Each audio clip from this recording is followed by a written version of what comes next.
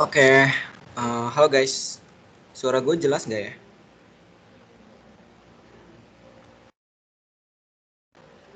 Nopal, Jelas, nopal. Vi. Jelas ya? Jelas Oke. Kak, jelas Kak Vian. Ya udah, ya udah.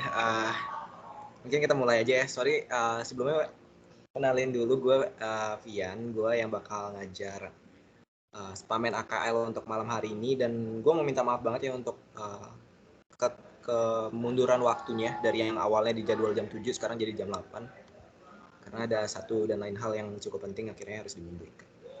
Oke, supaya nggak lama-lama, kita langsung mulai aja. Bentar. Ini kelihatan.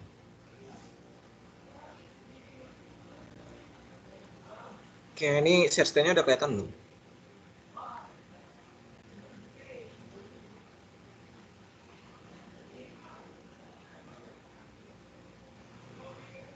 Udah? Udah Vi. Oke. Ya udah, gue mulai aja ya.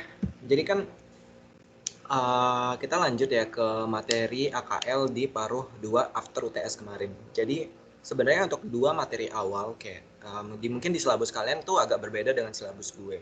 Dimana untuk anak 20 tuh sebenarnya masih ada akuntansi syariah di AKL-nya.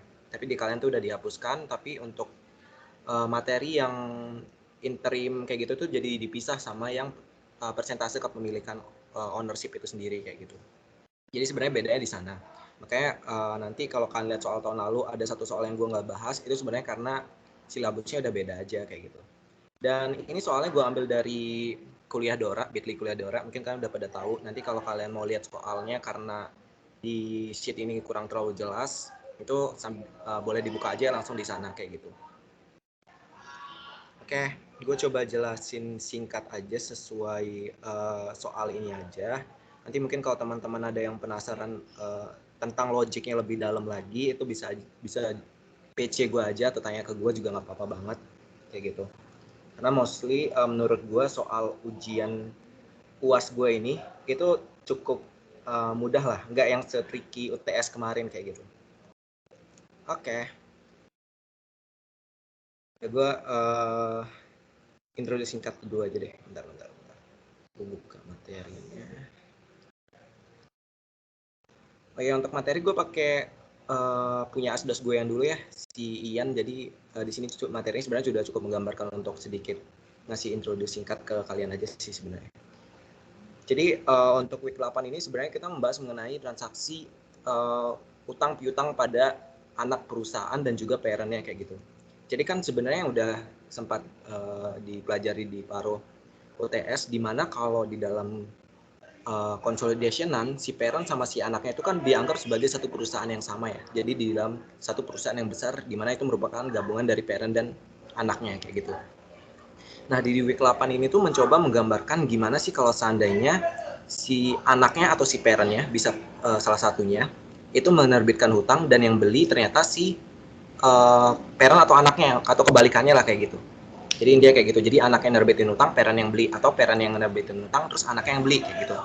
Nah, karena kan di dalam consolidationan mereka dianggap sebagai satu perusahaan yang sama atau satu perusahaan besar, makanya kan dengan ada yang nerbitin hutang di dalam perusahaan yang sama, otomatis utang itu sebenarnya kayak seolah-olah tuh nggak jadi terbit atau udah dibayarkan kayak gitu. Makanya nanti ada dianggap sebagai redemption kayak gitu. Makanya nanti ada kita bahas mengenai apa ya namanya? Ini konstruktif retirement kayak gitu. Jadi kayak konstruktif retirement. Kenapa? Karena misalnya si anaknya ini udah nerbitin nih ke pihak lain, terus si parentnya yang beli. Jadi kan seolah-olah parentnya ini bayarin anaknya untuk lunasin utang tersebut kayak gitu. Makanya nanti ada konstruktif retirement yang berupa gain atau loss kayak gitu. Nah itu sih sebenarnya untuk introduction singkat. Terus nanti di dalam transaksi utang piutang ini bedanya dengan transaksi fixed asset dan juga inventory itu bedanya kan kalau di fixed asset sama inventory itu kan dia gain atau loss-nya di defer dulu kan baru nanti di reversal. Nah tapi kalau di dalam transaksi utang piutang ini dia tuh bakal diakui dulu gain-nya kayak gitu, gain atau loss-nya itu bakal diakui dulu. Kenapa? Karena kan tadi seperti yang gue bilang tadi. Jadi kan seolah-olah dilunasin dulu sama salah satu pihak yang ada dalam perusahaan consolidationan itu. Jadi kan karena udah dilunasi, ada muncul kemungkinan bahwa pelunasan itu memunculkan satu gain atau loss kayak gitu. Nah, secara consolidationan, gain atau loss-nya itu harus diakui karena si debt-nya itu udah dilunasi kayak gitu. Nah, jadi kita akui dulu, nanti baru kita reversalnya dengan cara kita hapus pengakuannya atau kita defer kayak gitu. Jadi kayak gitu. Jadi sebenarnya kebalikan dari yang fixed asset sama inventory kemarin kayak gitu. Nah, oleh karena itu nanti ketika kalian misalnya nih di mana ya di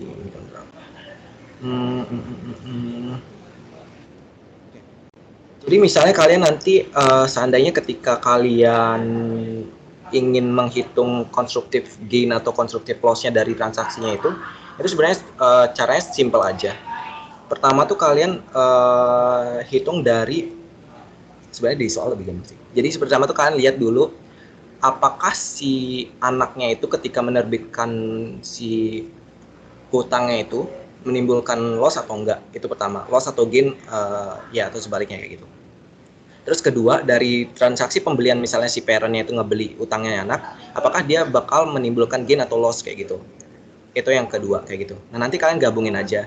Nanti itu bakal jadi total constructive gain atau loss-nya kayak gitu.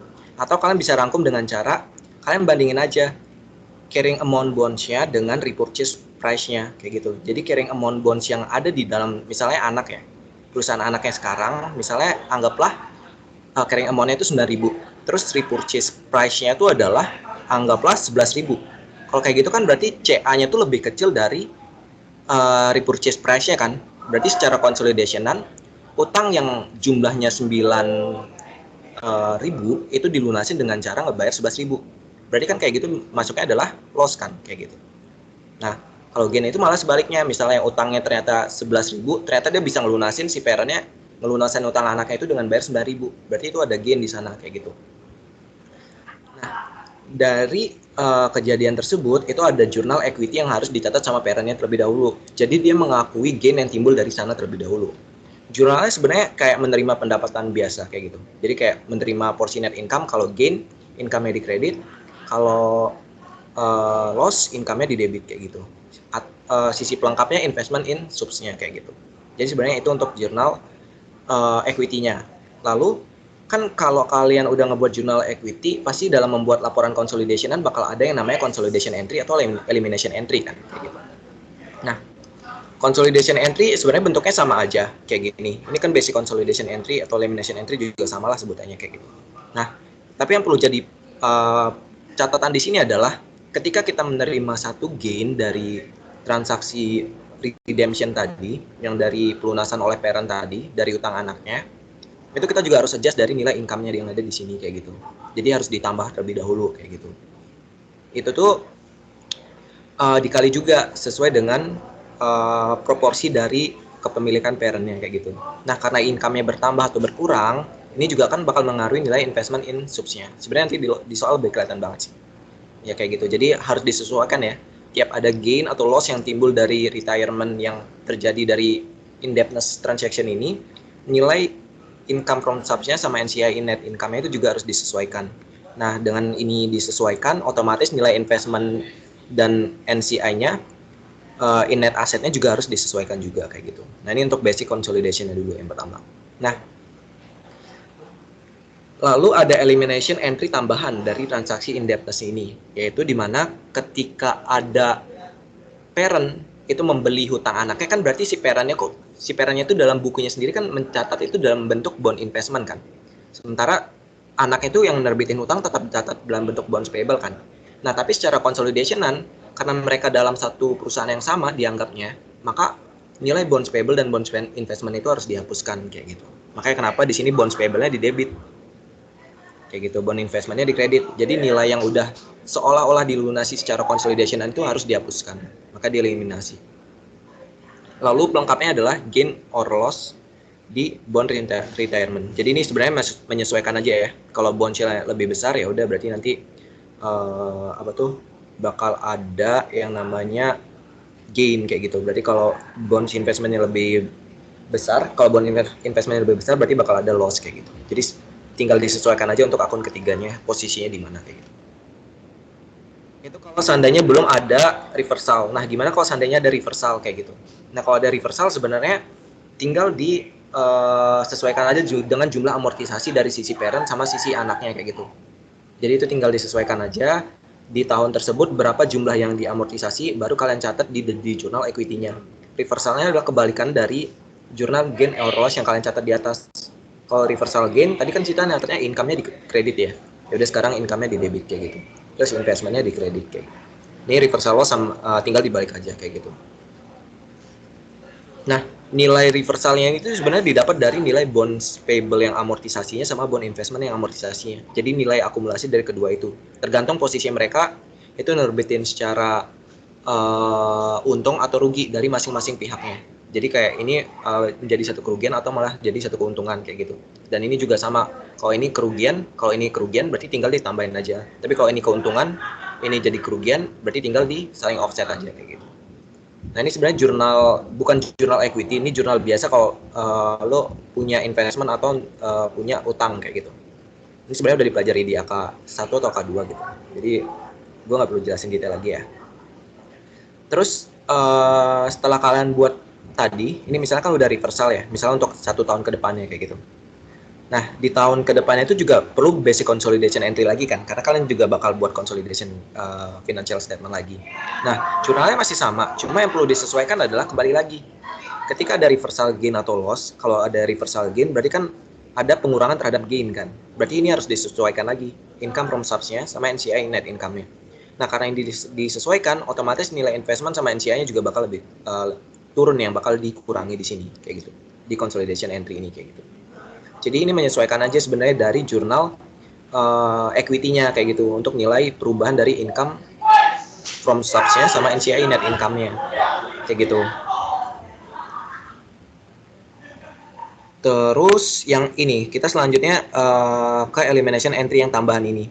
Nah, tadi kan kalau di atas tuh cuma menghapus si bonds payable sama bond investment doang kan. Terus pelengkapnya adalah gain or loss on bond retirement kayak gitu.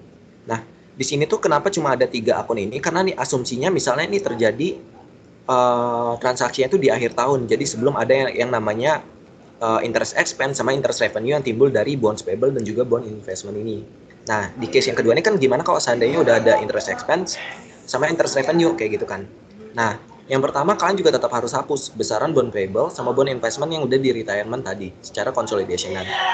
Lalu yang kalian hapus juga adalah interest revenue sama interest expense. Itu juga dihapus. Sebesar nilai yang kalian catat di periode itu aja kayak gitu. Lalu pelengkapnya adalah nilainya adalah investment in subs sama NCI in NA-nya kayak gitu. Jadi ini tinggal disesuaikan aja besarnya itu sejumlah besaran konstruktif gain atau loss yang terjadi di periode sebelumnya kayak gitu. Misalnya konstruktif gainnya tadi 2000. Nah, di periode yang tahun depannya yang besaran investment in sub sama NCI in NA-nya ini yang dihapus juga sebesar 2000 di sisi elimination entry ini. Kayak gitu. Jadi 2000 disesuaikan juga dengan proporsinya si parent sama anaknya kayak gitu. Nanti mungkin di soal lebih kelihatan lah harusnya. Jadi intinya gitu, kalian di elimination entry hapus bonds payable sama bond investment, hapus juga interest revenue sama interest expense. Terus jurnal pelengkapnya adalah investment in sub sama NCI in NA. Beda sama di jurnal atasnya yang menggunakan gain or loss on bonds retirement. Ini dipakai tuh kalau seandainya belum ada interest. Tapi kalau udah ada interest, itu biasanya gue salah. Jadi gain or loss ini dipakai kalau di tahun yang sama dengan pelunasan hutangnya itu atau retirement hutangnya. Tapi kalau udah di tahun yang berbeda, itu kita pakai investment in subs NCI atau investment in sub dan juga NCI ini. Ilustrasinya misalnya gini, kayak lu si anaknya nerbitin utang di tahun 2020, terus si parentnya ngebeli utang anaknya ini dari pihak lain di 2021. Nah, di posisi 2021, jurnal elimination itu bakal kayak gini. Karena itu masih di tahun yang sama dengan ketika si parent itu ngebeli utang anaknya dari pihak lain. Tapi kalau udah di tahun 2022, jurnal eliminasi itu udah kayak gini. Nih, makanya investment in sub sama NCI NL. Kayak gitu. Jadi ini kalau kayak gini ini tinggal ditambahin aja, kalau emang di tahun yang sama tersebut juga ada interest expense sama interest revenue, tinggal ditambahin aja kayak gitu. Kalau udah di tahun yang berbeda kayak tadi 2022, ya udah ininya tinggal diganti aja. Sebenarnya ini sama aja. Kalau ada ini tetap selalu harus dihapus, dan ini yang dibedakan. Jadi nggak pakai gain or loss on bonds retirement yang kayak di atas ini nih, tapi pakainya adalah investment in sub sama NCI dan kayak gitu. Jadi itu sebenarnya bedanya. Ini teori dasar, sebenarnya nggak harus yang dihafal, sebenarnya bisa dipahami dengan logik dasar aja sih. Gue langsung ke soal aja deh biar nggak makin pusing. Oke,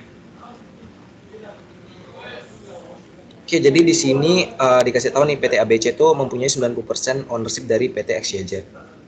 Nah, di Januari 1 2022 PT XYZ berarti itu kan anaknya ya, menerbitkan 3 miliar par value dari bonds yang masa maturity-nya itu 5 tahun kayak gitu. Dan dia nerbitin di harga 2.783.724.000 kayak gitu.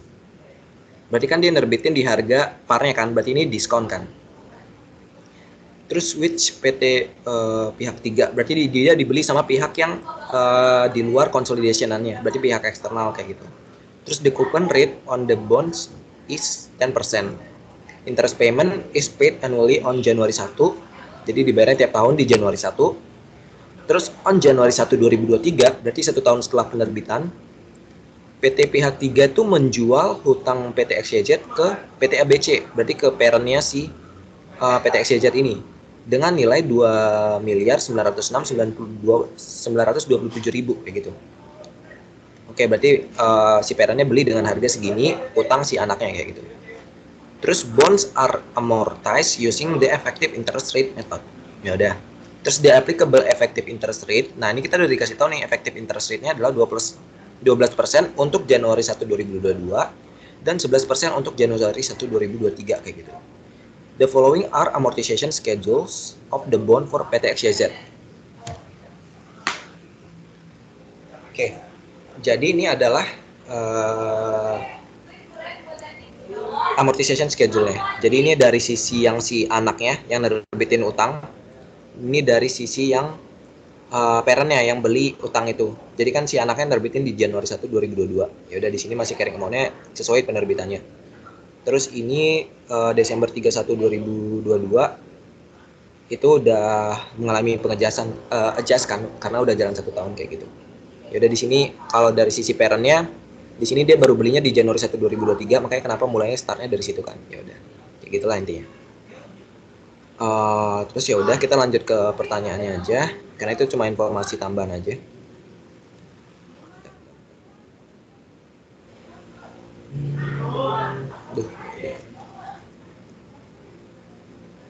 Oke.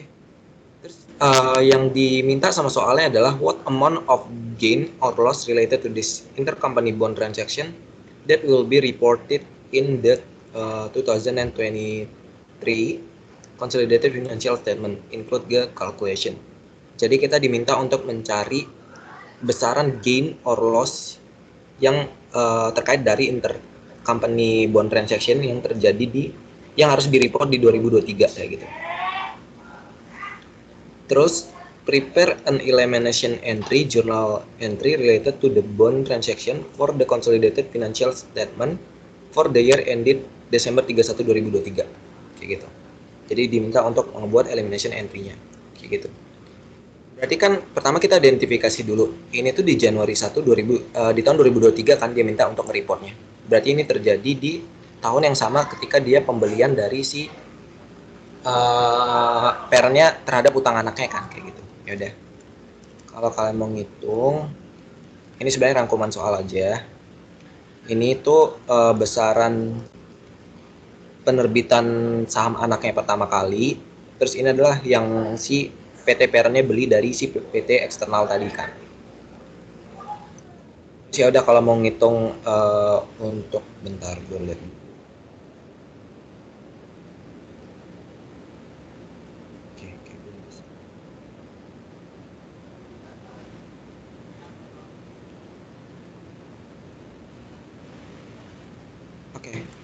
Ya udah, pertama kita hitung dulu besaran konstruktif gain atau loss-nya di dalam transaksi pelunasan ini kayak gitu. Pertama kita lihat dulu carrying amount di 31 Desember 2022 itu berapa kayak gitu. Nah, kita bisa lihat dari tabel yang ada di sini aja sebenarnya. Di sini kan di 31 Desember 2022 itu carrying amount bonds-nya adalah 2817.770,8 kan. Jadi tinggal ditulis aja. Terus purchase price-nya sesuai yang dibeli sama parent-nya kayak gitu. Berarti kan di sini CA-nya lebih kecil dari purchase price-nya kan, repurchase price-nya. Berarti karena kayak gitu, itu sesuaiin aja sama yang ada di sini. Sebenarnya itu bisa dibayangin aja, kalau CA-nya lebih kecil daripada repurchase price-nya berarti lebih dianggapnya sebagai satu loss kayak gitu. Karena utang yang cuma 2000, anggaplah 2817 ini dilunasi dengan ngebayar 2906 kayak gitu. Utangnya lebih kecil tapi lo bayar lebih mahal kayak gitu, makanya dianggap sebagai loss kayak gitu. Ini besaran loss di tahun 2023 kayak gitu. Terus ketika ini terjadi, berarti kan bakal ada journal equity method yang bakal dicatat sama si parent-nya kan, kayak gitu. Nah, yang dicatat sama si parent-nya adalah besaran dari constructive loss on bond retire-nya ini dikali dengan proporsi kepemilikannya. Karena ini loss, berarti dia harus mencatat jurnal pengakuan loss-nya, maka income-nya di debit. Besarnya 8240 didapat dari ini dikali dengan proporsi si parent-nya yaitu 90% kayak gitu. Ini ketemu nilainya adalah 8240,508 kayak gitu. Nah, lalu di dalam selanjutnya itu kan tadi baru di awal 1 Januari 2023 ya. Lalu untuk 31 Desember 2023-nya pasti udah jalan 1 tahun kan. Berarti si parent-nya bakal punya hak untuk menerima interest revenue, terus si anaknya punya kewajiban untuk membayar interest expense kayak gitu. Nah, itu tuh tinggal disesuaikan aja besaran amortisasinya untuk mencari berapa sih yang harus kita reversal dari besaran loss yang ada di sini kayak gitu. Nah, besarannya itu kita cari dengan cara kita lihat di sini kan anaknya di sini nih di 31 Desember 2023 itu ada amortisasi kan. Amortisasi sebesar 38.13251 kayak gitu. Nah, ini kan pertama di sini interest expense-nya lebih besar daripada cash paid-nya kan. Ini cara ngitung amortisasinya kan. Ini udah kalian pelajari kayak gitu. Nah, karena interest expense-nya lebih besar pada cash paid-nya, berarti ini kan amortisasi ini adalah satu kerugian kan. Karena expense-nya jadi lebih besar dengan adanya amortisasi ini. Nah, di sini itu sebaiknya kayak dia tuh menerima interest income yang lebih besar dibanding dari anaknya yang dia terima cash receive-nya kayak gitu. Dia mengakui interest revenue yang lebih besar dari yang seharusnya dia terima kayak gitu. Jadi dia nyatatnya interest revenue 319 tapi dia nyatat 300.000 kayak gitu. Jadi dia mencatat di amortisasi juga sebesar 19.726. Bentar gua ada. Bisa banget gak Mas? Nah, jadi dengan adanya dua amortisasi tadi kita harus identifikasi mereka tuh bakal saling offset atau justru saling saling menambahkan kayak gitu. Nah, tadi kan si anaknya tuh ngebeli di premium ya berarti harganya karena CA-nya di bawah harga ini kan, di bawah harga purchase-nya kayak gitu. Berarti kan seolah-olah dia tuh mengalami kerugian kan si parent-nya dengan ngebeli di atas harga carrying amount-nya kayak gitu. Makanya otomatis amortisasi si parent-nya itu juga bakal menambah si amortisasi diskon si anaknya itu. Kenapa? Karena si anaknya itu kan mencatat awalnya menerbitkannya at diskon kan, nggak sesuai dengan par value-nya. Maka ini dianggap sebagai satu kerugian. Terus si parent-nya itu di dalam bond investment-nya dia belinya secara premium atau dia bayarnya lebih mahal dari yang seharusnya dari carrying amount-nya. Maka ini juga dianggap sebagai satu kerugian. Makanya nilainya reversalnya itu jadi saling tambah kayak gitu. Makanya nanti di sini itu penambahan dari keduanya kayak gitu.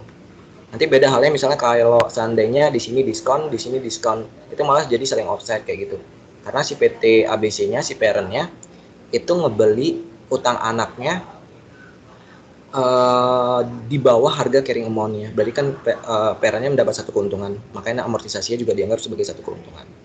Kalau di sini karena kebetulan keduanya sama-sama rugi, ya udah besaran reversal untuk 1 Januari 2024-nya sebesar 578 94510 kayak gitu. Nah, tapi di 31 Desember dia udah harus catat walaupun pembayarannya baru di 1 Januari kayak gitu. Nah, permasalahannya itu adalah sebesar tinggal dikali persentasenya aja. Yang awalnya kita loss karena ini reversal dari loss, berarti kan dia mencatat gain kan di sini. Ya udah dianggap sebagai satu gain.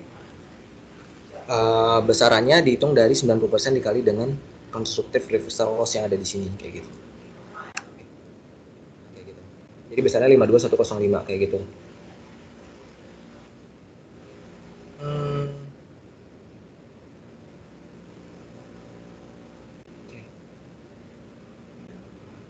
Oke, ini gue salah dikit berarti.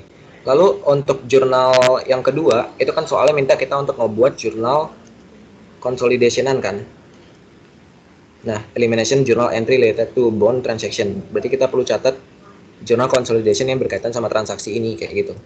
Kalau untuk basic elimination entry itu kan nggak ada ya, datanya nggak ada di provide di soal, makanya gue tulis nih basic elimination entry tidak ada karena tidak ada data yang di provide di soal. Sebenarnya kalau ada pun sebenarnya nggak ditulis juga nggak apa-apa kayak gitu, karena nggak related to ya bisa dibilang nggak related to transaksi bonds ini. Nah makanya kita perlu jurnal yang ini aja kayak gitu, cukup yang ini aja, sama yang di bawah sini. Jadi pertama kita harus hapus dulu bonds payable-nya di tanggal 31 Desember 2023 itu berapa kayak gitu. Jadi kita hapus dulu nilainya di sana adalah kan ada di sini kan 2855903 kan. Terus untuk yang bonds investmentnya di sini juga kan 2926. Jadi dihapus aja, disesuaikan dengan besaran bonds payable sama bonds investmentnya. Itu yang harus dihapus. Nih disesuaikan aja sama yang dia ada di tabel. Terus interest revenue juga harus disesuaikan dengan yang ada di tahun yang sama ya, kayak gitu. Terus interest revenue juga sama untuk sama interest expense. Soalnya ada expense itu. Gue lupa ganti. Nah, jadi interest expense-nya juga harus dihapus, interest revenue juga harus dihapus. Nah, seperti yang gue bilang tadi, ini kesalahan dikit. Bentar. Nah, jadi di sini kan kalau anggapnya di sini belum ada deh. Nah, di sini kan sisi debitnya itu lebih kecil dari sisi kreditnya kan, berarti kita bakal ngapus butuh jurnal penambah untuk menyeimbangin jurnalnya kan.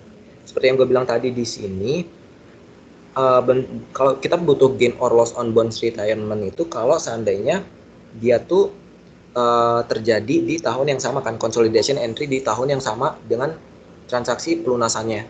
Tapi kalau terjadi di tahun yang berbeda, kita makanya investment in subs, bukan yang ini, investment in subs sama NCINA kayak gitu. Tapi kalau di tahun yang sama, itu pakai gain or loss on bonds retirement.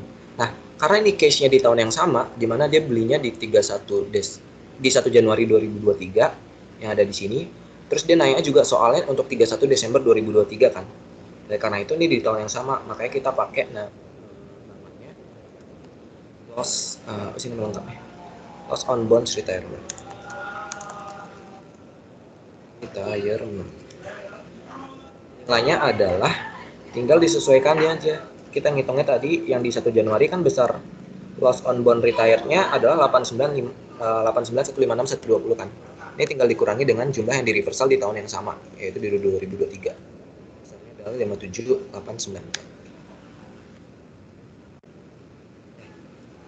Gede banget ya.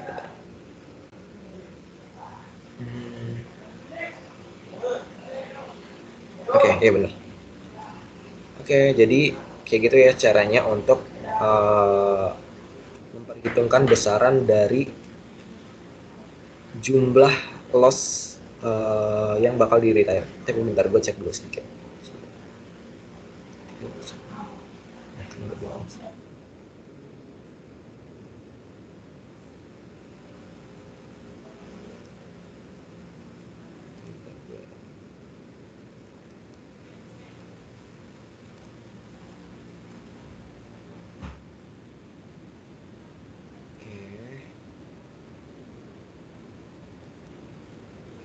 Ini ada yang salah. Sorry.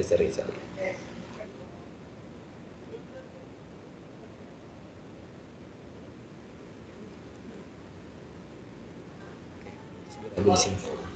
Jadi gue agak ragu di sini sebenarnya. Makanya gue yakin bisa.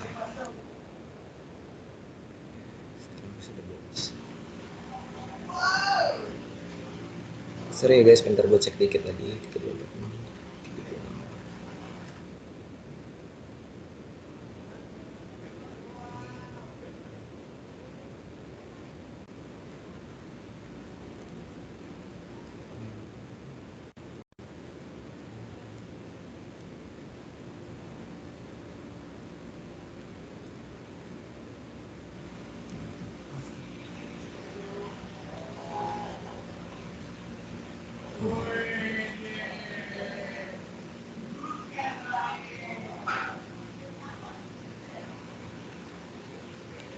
Jasmine dan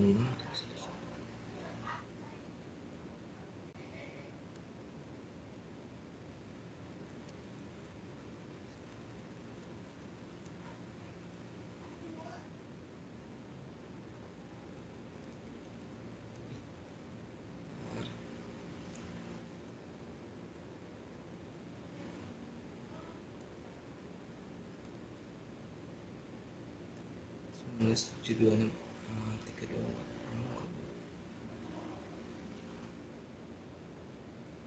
oke itu salah oke gue yang salah itu kelebihan.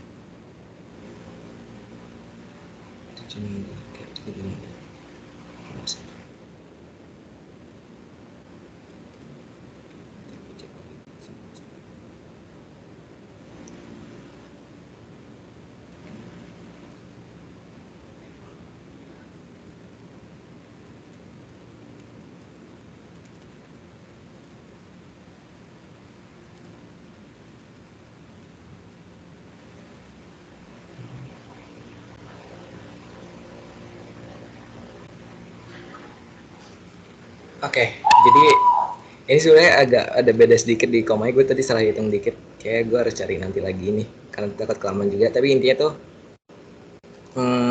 nanti gue revisi aja kayak ada salah di angkanya. Tapi intinya tadi jadi untuk mencari besaran jurnal untuk elimination consolidation itu tinggal kalian cari aja karena di tahun yang sama. Dan ini untuk menyeimbangkan jurnal debitnya itu loss on bonds retirement. Ini totalnya adalah 3264,763 sekian. Ini 3264,821. Nanti gue cari beda di mana. Kayak ada salah perhitungan dikit. Tapi intinya jurnal itu harus kayak gini ya untuk yang di tahun yang sama dengan jurnal pembeliannya kayak gitu. Tapi ada jurnal tambahan juga, dimana kan dia bayarnya itu di 1 Januari ya, sementara jurnal ini dibuat di 31 Desember untuk consolidationannya. Makanya interest payable dan juga interest receivable itu kan bakal dicatat ya sama si parent sama anaknya kayak gitu. Jadi nanti mereka bakal menghapus dulu interest payable sama interest receivable-nya karena dianggapnya ini tuh secara consolidationnya nggak terjadi kayak gitu. Makanya mereka di elimination juga. Jadi kalau kalian ngerjain soal nggak terbatas sama ini aja, tapi kalau muncul adanya interest payable sama interest receivable dari adanya interest revenue sama interest expense di sini, itu juga harus dieliminasi ya, intinya kayak gitu. Oke, dan nanti revisinya gue lanjut nanti aja. Oke, terus kita lanjut ke materi yang selanjutnya. Jadi ini adalah sebenarnya nggak terlalu rumit karena ini cuma ada perubahan ownership yang dimiliki sama si parentnya di dalam perusahaan anaknya kayak gitu. Jadi gimana sih apa aja sih aktivitas yang menyebabkan perubahan ownership dalam si parentnya kayak gitu. Jadi misalnya parentnya awalnya punya 80% kayak di soal ini. Nah, 80% ini kepemilikan parent terhadap anaknya. Itu tuh bisa berubah kalau seandainya jumlah saham yang beredar si anaknya itu juga berubah kayak gitu. Misalnya si anaknya itu beli saham media dari pihak eksternal, itu kan berarti jumlah saham beredarnya berkurang kan, karena dia udah beli dari pihak eksternal dan masuk lagi ke dalam perusahaan anaknya kayak gitu. Nah, otomatis kan persentase si parentnya juga bakal berubah kan, karena persentase itu dihitung dari jumlah ya saham yang dimiliki sama parent dikali dengan jumlah si saham beredar si anaknya kayak gitu. Jadi tergantung dari jumlah saham yang beredar si anaknya. Bisa juga si anaknya itu nerbitin lagi saham. Otomatis kan kalau dia nerbitin saham lagi, maka jumlah saham beredarnya bertambah kan kayak gitu, makanya nanti juga persentase si perannya juga harus disesuaikan. Nah kondisi kayak gini tuh impactnya kemana? Impactnya tuh bakal ke jumlah book value dari net asset yang dimiliki parentnya kayak gitu. Nah kita langsung ke contoh aja. Jadi ini cuma satu skenario aja dari sekian banyak skenario yang bisa terjadi. Misalnya kayak anaknya itu bisa beli sahamnya bisa dari pihak eksternal, bisa juga dari sisi parent. Terus bisa juga anaknya itu nerbitin saham ke pihak eksternal atau bisa juga ke parent kayak gitu. Jadi sebenarnya ada ya bisa dibilang oh bisa juga si parentnya beli lagi saham anaknya tapi dari pihak eksternal, bukan dari anaknya kayak gitu.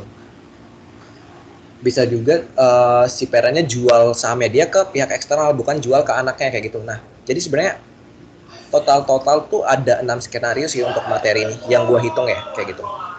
Jadi ada kemungkinan 6 skenario bentuk soal yang bisa keluar kayak gitu. Nah tapi di dalam soal UAS gue ini cuma satu, dimana di sini tuh kalau dibaca di soalnya awalnya si poin itu punya 80% ownership dari C Sharp-nya di Januari 2, 2018. Terus si NCI punya 20%, ya udah ini keterangan biasa aja. Ini adalah keterangan untuk apa tuh namanya statement financial position dari parent, dan ini dari sisi anaknya. Jadi ini bakal kita manfaatin dari sisi mananya? Sebenarnya dari sisi equity-nya, berarti dari sisi share capital sampai return earnings-nya nanti kayak gitu.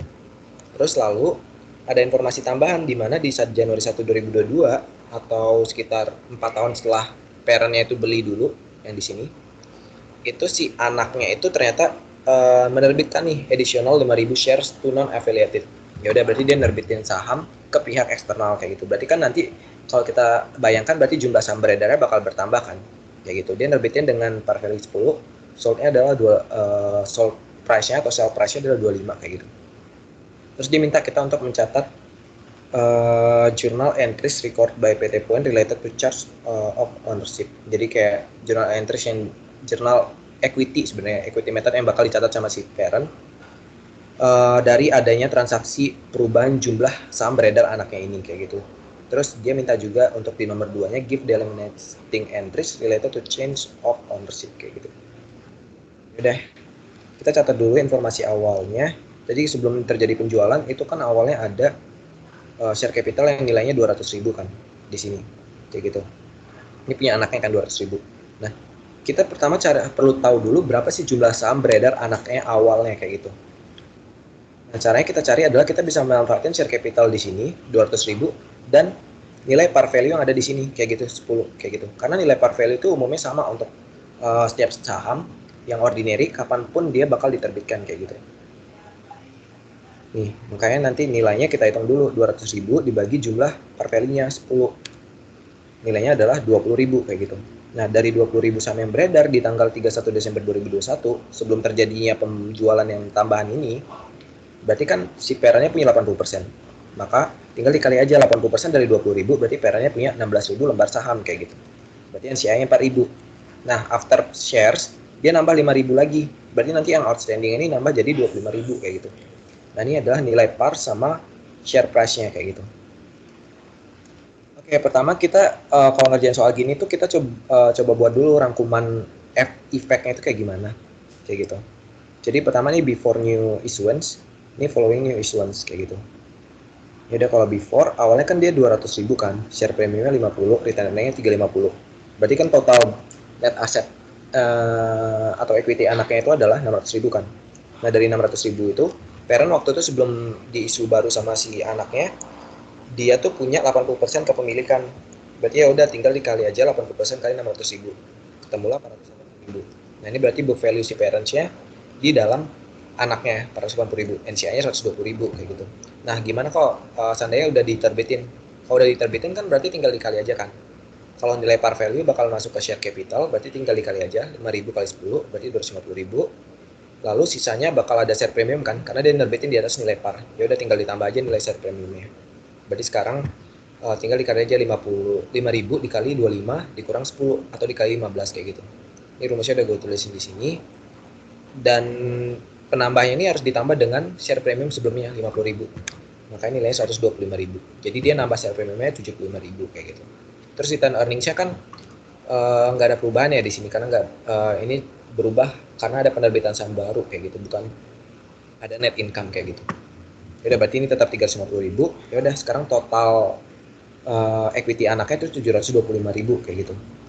Ya udah dari 725.000 ini kita harus cari berapa sih besar book value si parentnya after penerbitan dari saham yang baru ini. Dengan cara kita cari presentasinya dulu kayak gitu. Jadi kita perlu cari presentasi dengan cara tadi kan parent punyanya 16.000 saham kan. Itu kalau dari jumlah saham beredar 20.000 dia punya 80% kayak yang sebelum di sini kayak gitu. Nah, gimana seandainya dari 16.000 ini tapi jumlah 16.000 yang punya parent ini tapi jumlah outstanding si anaknya itu udah bertambah jadi 25.000 kayak gitu. Nah, itu tinggal dibagi aja. Jadi 16.000 dibagi 25.000 ketemu nanti nilainya 64% kayak gitu. Nah, dari 64% ini tinggal dikali dengan book value atau net asset atau equity si anaknya yang 725.000. Berarti sekarang nilai book value dari parentnya adalah 464. Sementara NCI-nya 261.000 kayak gitu. Nah, ini tuh ini bukan yang satu.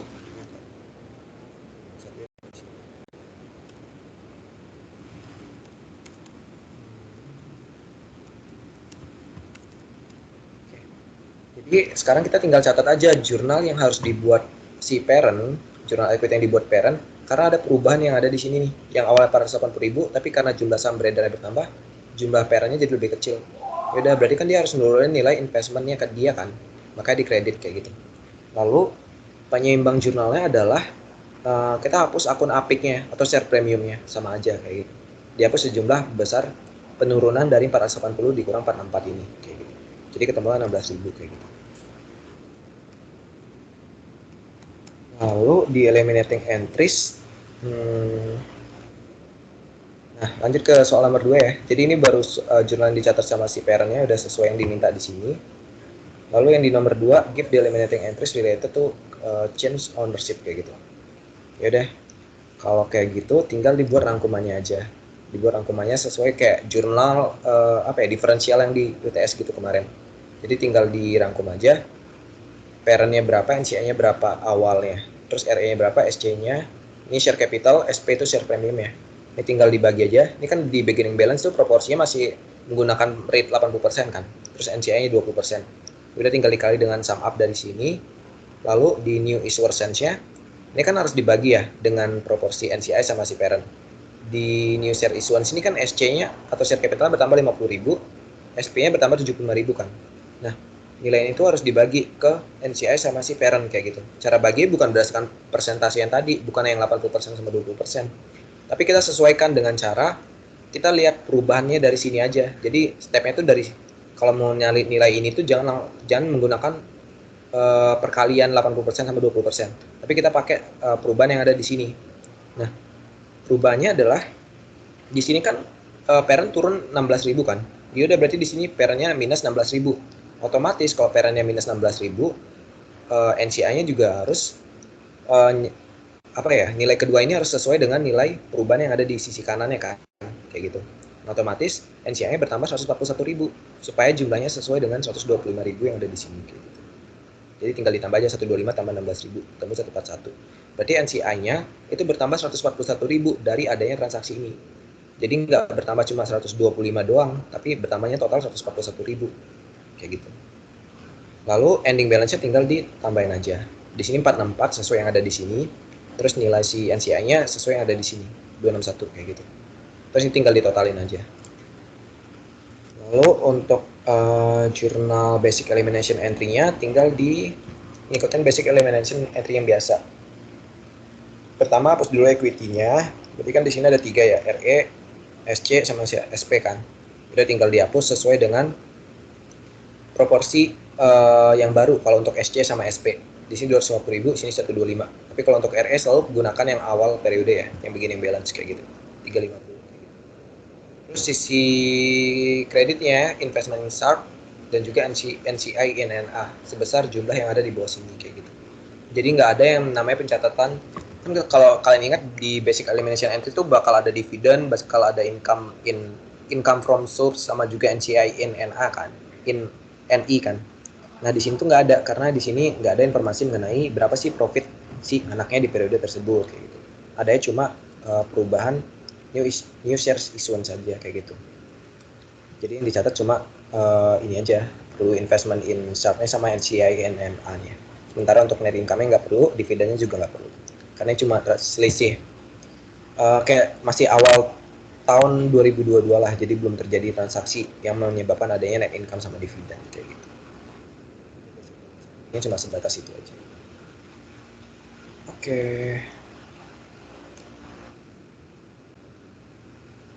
Oh ya, kalau ada yang ditanya langsung potong aja ya guys. Dia yang soal nomor 1 gue maaf banget kayak gue ada salah hitung ya. Nanti gue koreksi deh langsung di sheet nih.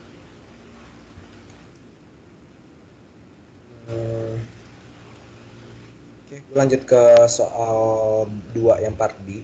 Di soal yang 2 yang part B ini sebenarnya materi kuis kalian di hari Sabtu kemarin ya kalau nggak salah.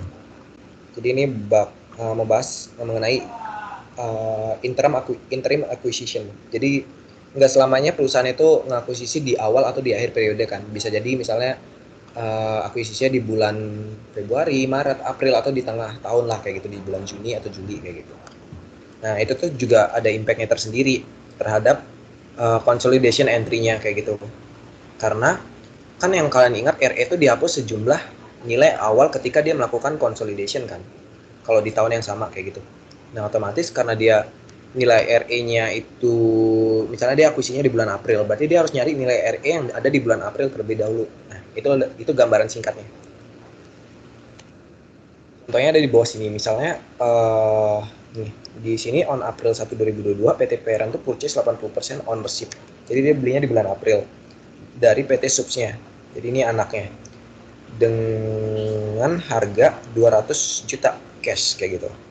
The fair value of non-controlling interest at the time of acquisition was 50 juta kayak gitu ya. Udah 250 juta kan berarti untuk book value-nya.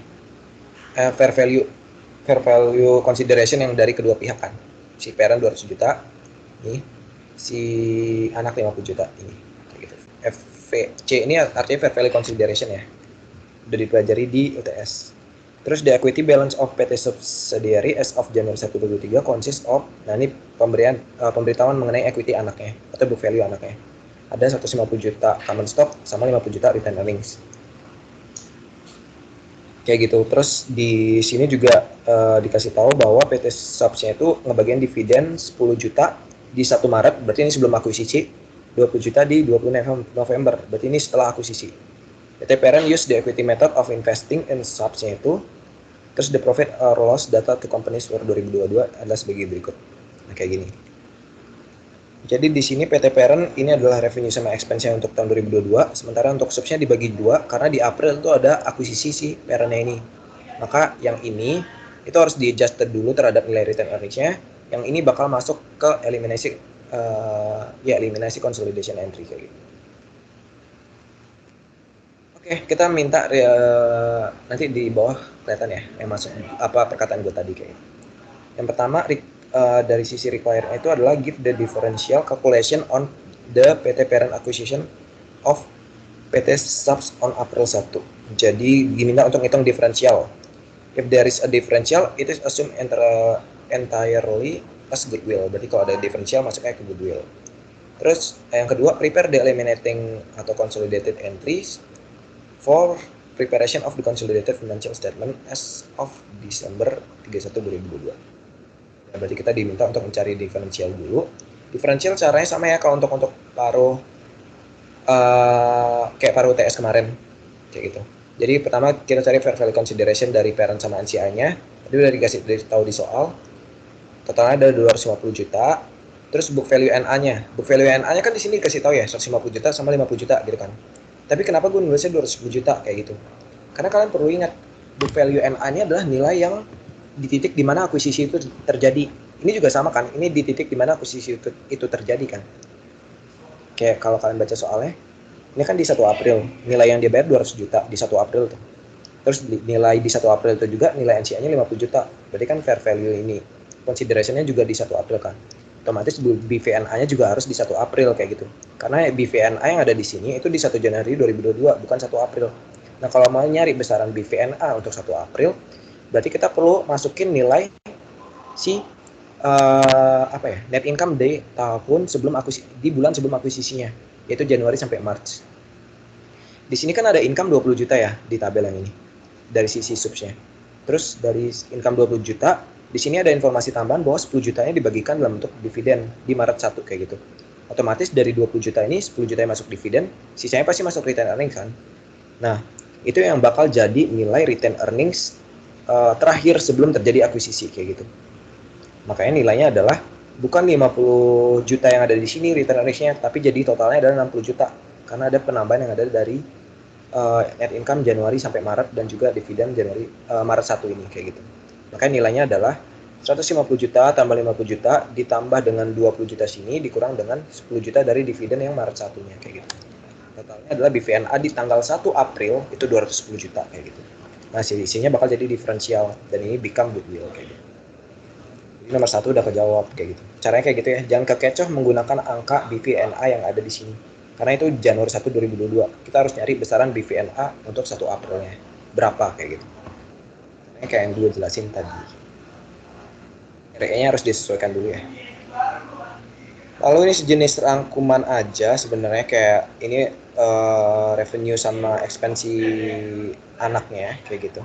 Jadi kayak before acquisition berapa, after acquisition berapa, total full year-nya berapa kayak gitu. Nah, ini sebenarnya ada tambahan sedikit jurnal kalau ini sebenarnya nggak di-require di soal. Ini equity method jurnal. Itu yang pertama, ini lebih ke mencatat investasi awal si parent-nya. Kan awalnya dia bayar 200 juta cash kan. Yaudah berarti dia harus bayar dia harus catat investment insaf pada cash 200 juta. Terus dari equity method selanjutnya kan biasanya mencatat net income kan. Kalau mencatat net income, ingat yang dicatat adalah yang setelah akuisisi. Kalau di bulan Januari sampai Maret kan belum akuisisi ya, berarti nggak perlu dicatat kayak gitu. Yang dicatat adalah dari bulan April sampai Desember. Besarnya adalah net income-nya 65 juta kan yang ada di sini. Yaudah ini tinggal dikali sama proporsi parent-nya, yaitu 80% ya kalau nggak salah tadi. Tinggal dikali aja 80%, hasilnya 52 juta. Terus yang dividen juga sama. Yang kalian catat adalah yang setelah akuisisi kayak gitu. Yang dividen setelah yang sebelum akuisisi itu diabaikan aja kayak gitu. Tinggal dikali dengan persentasenya kayak gitu. Ketemu 16 juta. Jurnalnya sama aja kayak paruh 1. Jadi nggak usah dijelasin lagi. Terus dari transaksi ini itu ada beberapa yang harus dieliminasi kayak gitu. Pertama yang harus dieliminasi adalah si ini. Nih. Ini harus dieliminasi dulu. Kenapa harus dieliminasi? Karena nilainya harus kita masukkan ke dalam nilai RE kayak gitu supaya nilainya nggak overstate ya di dalam consolidation entry karena ini kan belum terjadi akuisisi kan untuk bulan Januari sampai Maret, makanya harus dieliminasi dulu untuk yang kalau kita mau ngebuat consolidation untuk misalnya di sini tahun 2022 di mana Januari sampai Maret itu belum akuisisi kayak gitu. Jadi kalau mau buat consolidation akhir tahunnya kita harus eliminasi revenue dan juga expense di bulan Januari sampai Maret sebelum akuisisi. Kenapa revenue-nya di sini debit 80 juta, expense-nya kredit 60 juta. Terus ini kan kalau kalian catat cuma revenue sama expense gini aja kan nggak balance kan.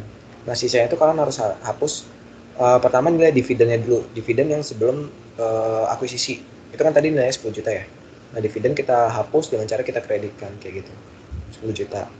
Lalu sisanya ini kan kalau masih 3 ini juga belum balance kan. Nah sisanya itu adalah pelengkapnya adalah RE kayak gitu. Jadi RE-nya di sini tuh dikreditkan, berarti RE-nya ditambahkan kayak gitu. Jadi kita harus masukin nilai RE yang timbul dari net income di bulan Januari sampai Maret tadi yang sebelum akuisisi ke dalam RE di dalam consolidation entry-nya kayak gitu. Makanya RE-nya di sini kita kredit karena kita harus tambahin kayak gitu. Makanya tadi kenapa nilainya yang tertulis awalnya 50 juta di Januari 1 itu nilainya jadinya 60 juta di tanggal 1 April saat akuisisi.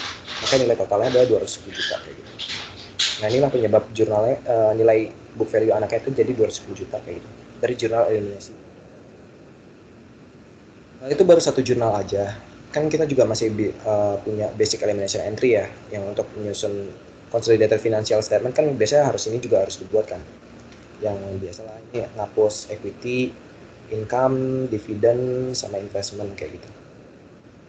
Pertama tuh kita buat dulu tabel ini. Sebenarnya ini tabelnya itu nggak harus kalian buat, cuma ini bakal lebih membantu kalau kalian buat kayak gitu. Jadi parent sama SCI proporsinya itu bakal disesuaikan dengan CS dan RE-nya. Ini di beginning balance Januari 1 2022 kan kita gue kosongin aja. karena kita nggak dikasih informasi berapa besar NCI-nya di sini, dan parent-nya juga waktu itu masih belum diketahui kan. Parent-nya di sini belum beli juga kan, jadi kayak yaudah di sini kosongin aja juga nggak apa-apa kayak gitu. Cukup yang di sini aja sebenarnya, lebih ke rangkumannya aja kayak gitu. Jadi kan awalnya di 1 Januari besarnya kayak gini kan, common stock-nya sama RE-nya. Lalu ada income di Januari sampai Maret sebesar 20 juta, dividennya sebesar 10 juta kayak gitu. Yaudah ini tinggal di adjust aja RE-nya, ketemu di tanggal 1 April. Ini kan beginning balance acquisition-nya 1 April kan. 150 juta sama 60 juta kayak gitu. Ya udah, ini tinggal dikali sesuai dengan persentase kepemilikan si parent yang ketika dia udah akuisisi. Di sini ada 80%. Untuk parent-nya tinggal dikali dari total ini aja, 210 juta. Ketemu 168, NCI berarti 20%, ya udah sesuaikan aja kayak gitu. Terus di after akuisisi dia muncul net income sebesar 65 juta kan. Ini dibagi aja kayak biasa ya.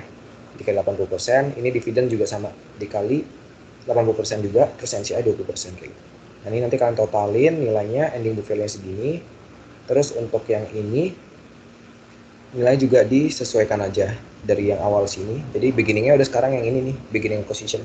Jadi 50 juta turun lagi ke sini, 60 juta perlu ditambah lagi dengan yang adanya penyesuaian dari kedua ini kayak gitu. Totalnya ada 105 juta kayak gitu. Udah, berarti dari sini kalian tinggal buat basic elimination entry. Caranya sama aja kayak yang dipelajari di Paru UTS. Dimana pertama kita hapus dulu besaran beginning balance untuk si RE-nya itu 60 juta. Beginning balance untuk akuisisinya ya. Jangan sampai keliru. Yang kita eliminasi itu adalah beginning balance untuk akuisisi kalau di tahun yang pertama kayak gitu. Terus udah, ini juga harus dihapus CS-nya kayak gitu. Dihapus di, misal kalau di sini berubah ya udah pakai yang angka bawahnya ya. Gitu. Yaudah, ini 150 juta dihapus juga. Terus income-nya juga diambil dari sini. Ini udah gue warna-warnain ngambilnya dari mana. Terus dividennya pakai yang warna ungu di sini. Lalu investment in subs-nya ini sesuai yang ada di bawah sini. Sama kok cara buatnya kayak Paru UTS kemarin. Lalu, nah ini yang kekecoh sampai sini, kekecoh biasanya kalau ngerjain soal itu sampai sini nih, sampai yang basic elimination entry-nya ini. Padahal kan kalau kalian sadar dari awal tuh kita punya diferensial kan. Nah, diferensial itu juga punya consolidation entry-nya sendiri kayak gitu yang perlu kita buat kayak gitu. Nah, kemarin gue pas ini udah gue tambahin. Dimana kan ini udah perhitungannya itu udah kita pelajari di paruh tes kemarin kan. Jadi intinya parent sama NCI itu harus bagi besaran diferensial yang timbul dari adanya perbedaan fair value consideration sama book value NA tadi. Jadi kan perbedaannya 40 juta ya, dan itu masuk ke goodwill. Nah di sini kebetulan kita nggak ada keterangan mengenai impairment dari goodwillnya, jadi kita asumsikan 0 aja. Berarti goodwillnya di ending balance-nya itu tetap 40 juta. Tapi yang perlu kalian sesuaikan di sini parent-nya itu adalah nilainya 32 juta dikali soalnya sama 8%, 80% di sini, terus NCI-nya juga dikali dengan 20% di sini kayak gitu. Jadi ending balance-nya disesuaikan aja karena nggak ada perubahan, ya udah tetap sama kayak gitu. Nah, jurnal tambahan atau consolidation entry tambahnya adalah kita harus debit goodwill. Jadi di sini kan sesuai yang lane bawah kan. Kalau ada changes berarti kita perlu tambah lagi jurnal consolidation entry yang satunya lagi yang udah kita pelajari di Paru UTS kayak gitu. Udah, berarti kita cuma yang berubah di sini doang, ya udah yang di sini doang yang kita catat. Yang ada informasi cuma yang di sini doang, maka yang ini kita catat. Ada di sini ada goodwill, berarti kita perlu memunculkan akun goodwill di consolidation financial statement kita dengan kita debitin sejumlah nilai 40 juta. Lalu investment in subs-nya kita perlu kurangi karena nilai investment in subs-nya lebih besar, padahal di situ seharusnya sesuai dengan nilai book value-nya, maka kita kurangi supaya tetap bisa investment in subs-nya di dalam consolidation entry itu nanti 0 kayak gitu. Terus NCI in NA-nya 8 juta juga harus dikurangi. Jadi ini udah balance. Nah, ini jurnal consolidation entry tambahan dari adanya diferensial yang ada di atas kayak gitu. Dapatnya dari sini ya, yang kuning. Kalau di column changes ini ada angkanya, berarti perlu ditambah lagi jurnal yang tambahan, misalnya kayak ada muncul akibat depreciation atau depreciation expense kayak gitu. Itu udah dipelajari di Paru UTS. Nanti kalau kalian lupa, review aja Paru UTS-nya. Karena ini masih berkaitan juga.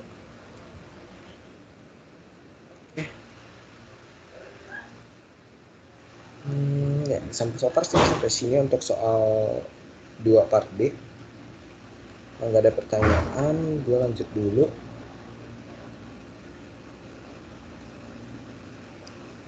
Oke.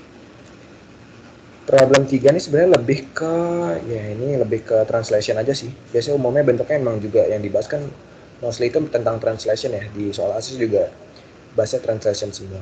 Jadi intinya gimana kalau seandainya si parent dan si anaknya itu punya functional currency yang berbeda kayak gitu. Jadi kan misalnya si parentnya tuh mau nge-report consolidation entry-nya dalam bentuk mata uang rupiah. Sementara si anaknya itu misalnya ada di luar negeri, di Singapura deh enggak. Dia mencatat bukunya itu dalam bentuk dolar Singapura kayak gitu. Nah, itu kan harus disesuaikan kan ketika mencatat consolidation entry-nya karena mata uang mereka tuh berbeda. Nah, ini yang disebut sebagai translation kayak gitu. Kita perlu translate mata uang anak kita ya Singapura dolar tadi ke rupiah kayak gitu. Intinya kayak gitu. Terus di sini ada keynote juga yang gue ambil dari Asisian. Jadi intinya kayak gini, aset dan liability itu selalu menggunakan closing rate. Jadi ini sebenarnya lebih ke hafalan, ya bisa dibilang hafalan juga sih. Kayak aset dan liability itu selalu menggunakan closing rate. Terus revenue dan expense, pokoknya P&L selalu menggunakan average rate. Terus untuk akun equity kayak common stock, APIC, RE, share premium misalnya atau treasury shares kayak gitu. Itu menggunakan kurs saat tanggal akuisisi atau kurs saat terjadi pendirian kayak gitu. Kan nggak selamanya dia juga diakuisisikan, bisa juga masih baru didirikan perusahaannya. Kayak gitu. Terus kalau transaksi tertentu, contohnya dividen, itu menggunakan kurs spot kayak gitu, atau kurs transaksi. Terus ya udah di sini coba kita kerjain aja ya. Sebenarnya itu introduction singkat aja. Januari 1, 2000 X0, Tesla tuh establish Express Extra in Hong Kong with initial investment of Hong Kong dollar 100.000. Jadi dia membuat satu perusahaan baru ya. Berarti mendirikan satu perusahaan baru. Investment awalnya adalah 100.000 Hong Kong dollar kayak gitu. Ini adalah trial balance di 31 Desember 20 X0 untuk si anak yang baru dia berdiriin tadi. Ya detailnya bisa dibaca aja. Additional informasinya tuh ada kayak gini. Functional currency-nya tuh adalah di USD. Ya functional currency si parent-nya ini. Ini harusnya ya di ya ini functional currency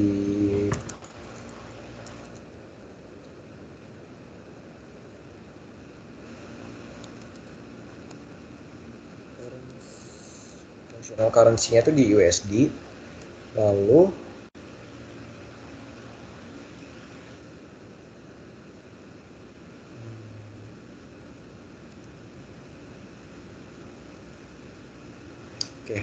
lalu purchase of inventory-nya itu are made evenly throughout the year. The item in inventory were purchased on November 1, 20 X0. Jadi di sini dia ngasih tahu bahwa inventory itu dibeli di November 1, 20 X0 kayak gitu.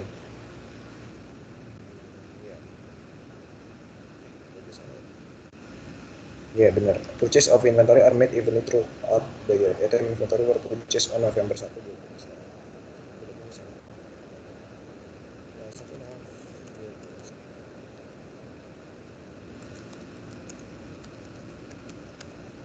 Kosnya ada 80.000, nilainya gue dapat dari sini ya. Kosnya 80.000, ada CCDP 4.000. Gitu. Udah berarti kos sudah dicatat, useful life-nya juga 20 tahun. Ini kita dapat dari bentar ini gue yang salah. Gue salah hapus. Ini bener gue udah catat inventory purchase on November 1, 20 X0. Udah bener, berarti yang di bawah ini tadi sorry, gue salah, nggak terlalu fokus. PPE. Jadi ini informasi yang ketiga, equipment is depreciated using straight line method with 20-year life no residual value. Equipment was dibelinya di Januari 2020 X0 kayak gitu. Dan kita catat aja sebesar nilai yang ada di sini ya. Di equipment sini 80.000, ada CCDP 4.000. Ya udah dicatat aja. Belinya di 2 Januari 20 X0, cost 80.000, useful life-nya 20 tahun kayak gitu. Terus di informasi yang keempat, dividend were declared and paid on November 1, 20 X0. Here, ini ada dividen paid di sini 15.000 di November 1, 20 X0 lagi kan. Ya udah berarti kita catat aja 1 November 20 X0. Sebenarnya ini kalau nggak dicatat juga nggak apa-apa sih, nggak yang wajib dicatat gitu. Kayak sebenarnya cuma membantu doang aja. Statusnya paid kayak gitu. Terus di additional informasi yang kelima cuma ini adalah keterangan exchange rate-nya aja kayak gitu. 2 Januari, 1 Maret, 1 November, 31 Desember, 20 X0 ya sekian kayak gitu. Terus ya udah kita hitung dulu, kita kita lihat soalnya diminta apa. Pertama tuh prepare schedule of translation on Desember 31 X0. Ini kan to the point ya, dia mintanya kita translation. Ya udah buat schedule aja. Kalau buat schedule itu berarti dari selalu income statement ke return earning statement lalu ke statement of financial position kan. Ya udah pertama dari income statement dulu. Di sana kebetulan cuma ada account sales, COGS, depreciation expense sama operating. Besaran angka ini gue dapat dari yang ada di sini, balance di sini. Jadi tinggal dimasukin aja angkanya. Terus ya udah, habis itu ada exchange rate-nya. Exchange rate-nya kalau untuk yang income statement itu kan ada di sini ya. Pakainya adalah average rate. Ya udah pakai. Di average rate besarnya adalah 0,16. Ya udah tinggal dikali aja. Berarti dari yang awalnya 38.650 Hong Kong dollar sekarang jadi 6.184 kalau di translation kayak gitu. Dolar ya. Ini 6.184 dolar kan. Beda mata uang. Terus habis itu kita lanjut ke return earnings. Habis nyelesain net income-nya, udah di return earnings. Pertama beginning-nya berapa, kita perlu tulis. Kita cek dulu dari atas. Di situ kenapa gua 0 itu karena ini. Jadi gini, karena dia baru didirikannya di 2 Januari 2000 kan. Dan di sini juga nggak ada account return earnings yang langsung tercatat kayak gitu. Berarti kita asumsikan memang udah 0 aja kayak gitu. Udah 0, terus exchange rate untuk return earnings awal kayak gitu adalah karena di sini adalah di Januari 20 X0 ini adalah waktu pendiriannya juga, maka kita pakai keterangan historis pendirian ya, bukan saat akuisisi. Bisa juga sih saat akuisisi kayak gitu, tapi lebih relevan kalau kita pakai pendirian karena dia baru didirikan juga kan di Januari 20 X0 ini. Kalau di sini 0 kali 0,11 ya udah berhasil 0 kayak gitu. Terus net income nilainya sebenarnya ini kalian ambil dari bawah dari atas ini aja kayak gitu. Jadi nggak perlu dimasukin nilai rate lagi atau type course-nya. Gitu. Jadi di sini kan 3850, terus besaran persentasenya adalah 0,184. Jadi tinggal diambil aja. Lalu besaran dividen ini ngambil dari bawah sini. Yang keterangan di soal tadi, ini dividen aja 15.000 ya. Ini tinggal diganti aja. Dimasukin aja yaitu ada dividen. Ini minus karena dividen mengurangi RE, ya udah minus 15.000. Exchange rate yang dipakai adalah spot dividen kalau dividen. Itu besarnya 0,16. Karena dia bergeraknya di 1 November kan. Nah, dividen declare-nya di 1 November. Makanya kita pakai exchange rate spot di 1 November itu juga kayak gitu. Yang 0,15. Ya udah, tinggal dikali aja. Terus kalian bisa hitung nilai return earnings dari per akhir periode dari consolidation entry ini kayak gitu. Jadi ya udah ini tinggal 23650. Kita sesuaikan nilainya dengan kita jumlahin aja atas. Kayak gitu. Misalnya 3934. Oke. Terus udah return earning statement, kita lanjut ke statement of financial position ya. Nah, ini tinggal dimasukin aja list aset sama liabilities dan juga equity-nya. Sesuaikan aja angkanya sama yang ada di trial balance tadi. Terus ingat tadi udah dikasih tahu informasi bahwa untuk aset dan juga liability pakainya adalah closing rate ya, kayak gitu. Ya tinggal dipakai aja untuk closing rate. Nilainya adalah tinggal dikalikan aja. Yaitu functional currency dikali exchange rate-nya. Ketemu besarnya adalah segini kayak gitu.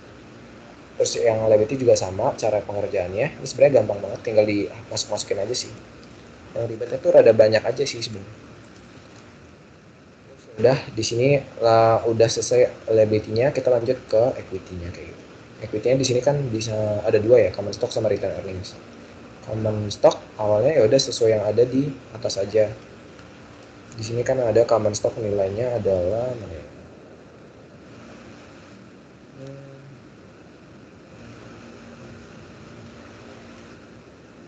Oke, common stock itu nilainya berarti kita ambil dari sini ya, dari nilai investmentnya. yang 100.000 ini kayak gitu. Karena kan dia si perusahaan tuh kayak beli sahamnya si Z ini kan, seolah-olah beli sahamnya karena dia yang dirikan kayak gitu. Jadi 100% sahamnya dimiliki sama si Tesla ini kayak gitu. Ya udah, berarti nilai besaran dari common stocknya adalah 100.000 juga kayak gitu. Terus kalau untuk common stock return earnings yang di atas itu makanya menggunakan historis pendirian ya, besarnya 0,11 kayak gitu, sama kayak yang ada di sini. Yang beginning saat awal pendirian itu kayak yang di bagian equity selalu pakai historis pendirian atau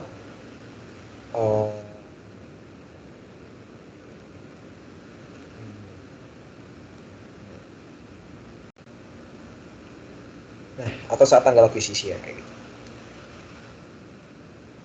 Terus ya udah, tinggal dikali aja, ketemu nilainya 11.000. Lalu untuk return earnings yang terakhir di sini itu recalculated aja ya. Ini ambil datanya dari sini nih, kayak gitu. Jadi turunin lagi ke dalam statement financial position-nya kayak gitu. Dan ini tinggal nanti kalian totalin, kalian rangkum di sebelahnya di kanan sini. Aset sama liability itu harus sama, baik dari sisi kiri yang ini atau sisi kanan yang ini kayak gitu. Ya udah, asetnya berapa? Di situ gue udah totalin hasilnya 33507. Terus liability equity-nya sisa 26184 kayak gitu. Jadi kan lebih kecil nih.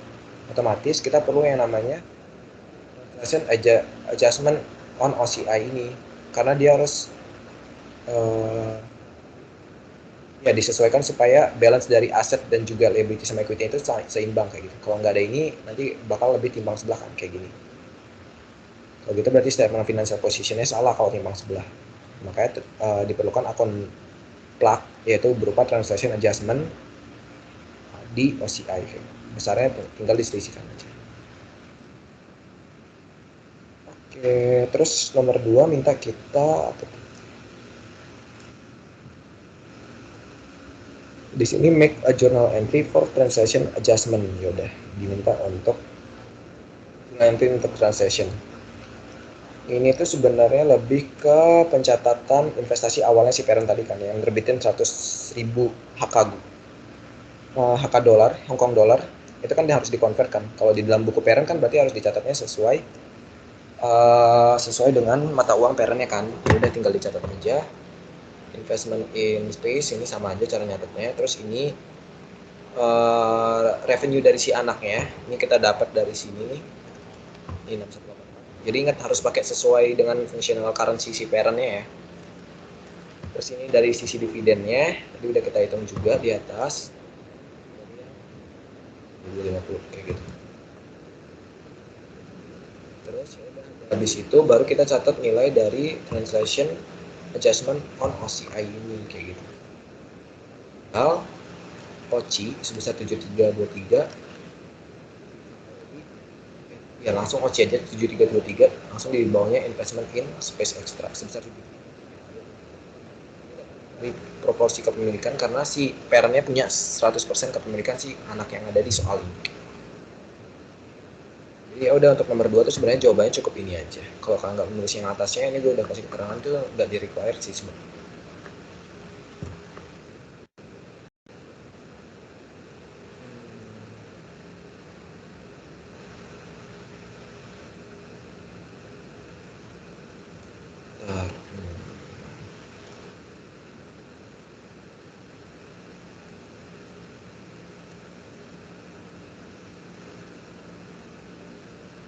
Ini kebalik deh, ya ini kebalik.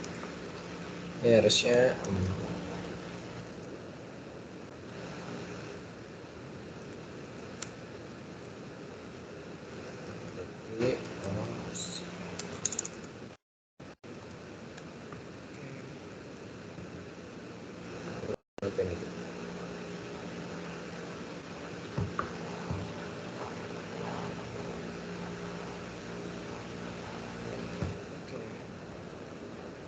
Empat 3A. Terus karena udah selesai sesuai yang diminta soal, make a journal entry for transaction adjustment, udah akhir tadi ya.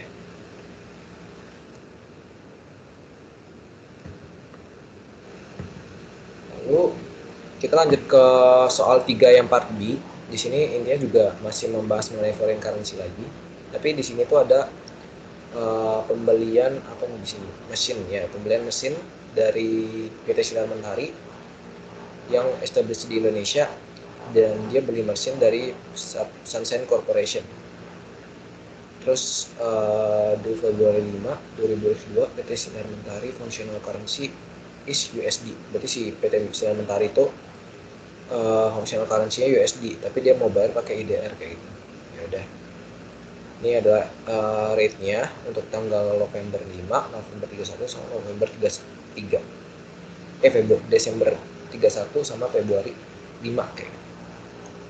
Dan ini rate-nya berubah-ubah ya kayak gitu. Tadi kan dia bilang transaksi terjadi di November kan. Terus lunasnya di 5 Februari. Jadi kita sesuaikan aja. Karena soalnya minta give the journal entry to record the purchase adjustment on Desember 31 and on Desember. Ini saat pembeliannya di 5 November. Ini tinggal dikali aja. Hitungnya caranya sama aja sih. Itu 150 juta tadi dikali dengan rate di tanggal tersebut kayak gitu. Tinggal 150 juta dibagi 14,285. Terus ya udah, catatnya machinery pada accounts payable. Nah, accounts payable-nya perlu didetailin ya. Ini dalam mata uang apa gitu. Ini kan IDR ya. Walaupun di sini tertulis dalam mata uang dolar misalnya kayak gitu. Nah, ya udah. Terus lanjut di tanggal 31 Desember. 31 Desember kan ada kenaikan sih. 14,285 naik ke 14,340 kan. Berarti si rupiah kita itu menguatkan, makanya dia naik kayak gitu. Ya udah, rupiah menaik, berarti yang awalnya nilainya adalah 10.553 sekarang jadi, kita hitung ulang lagi, 150 juta atau 15 juta ya, 150 juta dibagi dengan besaran rate yang ada di Desember 31 2000X1 ini, kita 1430 ketemu 10460,25 kayak gitu. Nah, dari perubahan dari yang beginning ke value di 31 Desember itu nilainya hutangnya kan, ini kan nilai hutang kan, accounts payable ini hutang kan, karena nilai hutangnya turun berarti gain kayak gitu. Ya udah, catat aja gain accounts payable, hutang gain bawahnya kayak gitu. Terus yang di 5 Februari juga sama. 5 Februari stepnya juga sama, hitung dulu berapa nilainya sekarang dari hutang yang 1460 ke 14888 10488 itu berarti naik. Disesuaikan aja. Accounts payable berarti naik, makanya kita kredit lagi. Ada loss di sisi debitnya kayak gitu. Terus di 5 Februari ini kan tanggal settlement juga ya, atau tanggal pelunasan. Oleh karena itu ada 2 jurnal tambahan. Pertama ini sebenarnya jurnal lebih ke kayak lo pergi ke money changer untuk nuker uang untuk bayar utang lo kayak gitu. Ya udah, lo berarti kan bakal ngebayar cash sesuai dengan utang yang lo punya. Terus lo dapat unit currency sesuai jumlah yang lo butuhkan dari cash yang lo transfer tadi kayak gitu. Baru setelah lo punya foreign currency yang ini, baru lo bisa bayar si accounts payable-nya. Karena itu bentuknya dalam currency yang berbeda. Makanya foreign currency unitnya berkurang. Terus accounts payable-nya yang ditambahkan kayak gitu. Dihapuskan kayak gitu. Karena udah dilunasi nih utangnya kayak gitu dengan foreign currency yang awalnya dia tukerin juga kayak gitu.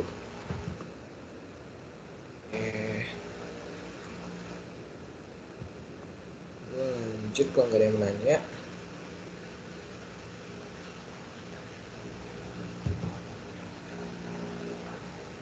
Oke. Gua lanjut ke soal part A. Ini membahas mengenai segmen operating. Ini materi week kalian yang terakhir.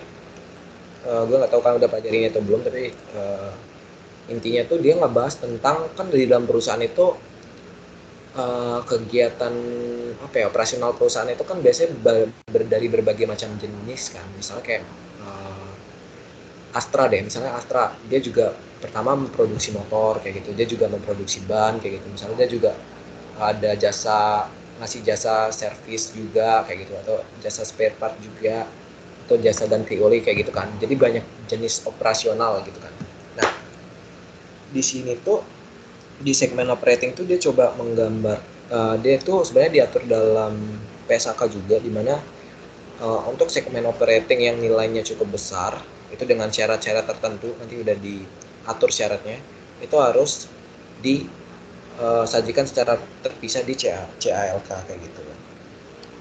Ya udah, jadi kita tinggal ngikutin aja apa kemauan soalnya. Di sini tuh udah dikasih tahu nih, PT Warna itu has identified ada 8 operating segment with the following information at the end 2021 kayak gitu. Jadi dia punya 8, ada merah, biru, kuning, dan seterusnya kayak gitu. Di sini ada nilai penjualan dari eksternal.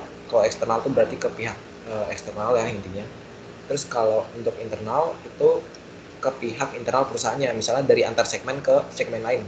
Misalnya untuk memproduksi segmen biru dia membutuhkan hasil dari segmen merah kayak gitu. Nah itu kan berarti biru bakal beri barang si merah kan. Nah itu yang disebut sebagai revenue dari sisi internal, intinya kayak gitu. Terus ini total gabungannya berapa dari masing-masing segmen, termasuk juga yang dari penjualan di dalam internal tadi kayak gitu. Terus profitnya berapa, di sini juga aset total dari masing-masing segmennya itu berapa kayak gitu. Ya udah, sekarang tinggal kita hal aja maunya apa. Di sini kan dia minta ya nomor 1 sampai 3 itu sebenarnya lebih ke apa ya, their sold yang harus dipenuhi, bukan harus dipenuhi sih, merupakan syarat untuk mencari apa aja sih yang harus dipisah dari ke 8 segmen yang ada di sini kayak gitu. Jadi cara pertama tuh bisa menggunakan 10% tes untuk dari sisi revenue, yang kedua 10% dari profit or loss-nya, yang ketiga dari 10% of asetnya kayak gitu. Jadi kalau dari masing-masing 8 ini ada yang memenuhi salah satu dari antara ketiga ini, itu berarti harus di-report secara terpisah kayak gitu. Tapi kalau dia nggak memenuhi di ketiga tes ini, berarti dia nggak boleh di-report secara terpisah atau digabung sebagai misalnya namanya other segment kayak gitu. Tapi kalau dia memenuhi di salah satu aja, nggak perlu ketiganya, itu berarti udah. Ini gue rangkum ulang ya, kayak sales non-affiliatednya berapa, intersegmentnya berapa, revenue, profil, sama asetnya berapa. Kita ngerjain nomor 1 yang 10% test of revenue. Jadi angka ini kan list segmennya ya. Nah nilai revenue dari segmennya itu perlu kita list. Revenue yang kita pakai itu adalah revenue dari totalnya ya, yang non affiliated atau eksternal dengan yang intersegment atau internal kayak gitu. Nih yang ini kita pindahin nih, jadi dipindahin aja sesuai besarnya mereka.